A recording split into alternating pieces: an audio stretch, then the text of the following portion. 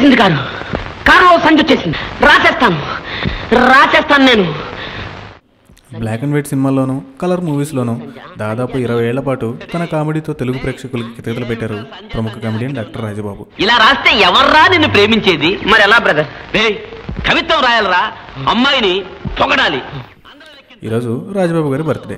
1960లో సమాజం అనే సినిమాతో తన కెరీర్ని స్టార్ట్ చేసి కమెడియన్గా, హీరోగా, క్యారెక్టర్ ఆర్టిస్ట్గా, ప్రొడ్యూసర్గా అంచెలంచెలుగా ఎదిగారు ఆయన. నేను చెప్తాను రాయరా. Thank you brother. చెప్పమ్మా. ఏ క్యారెక్టర్ చేసినా అందులో తన మార్క్ కామెడీ ఉంటుంది. దాసరి ఫస్ట్ టైం డైరెక్ట్ చేసిన తాత మనవల్లో రాజబాబు యాక్టింగ్ చాలా బాగుంటుంది.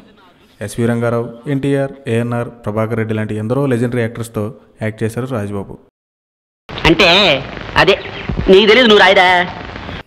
హీరోగా, కమెడియన్గా బిజీగా సినిమాలు చేస్తూ కేవలం 20 ఏళ్ల కెరీర్లో 589 సినిమాలు చేశారు.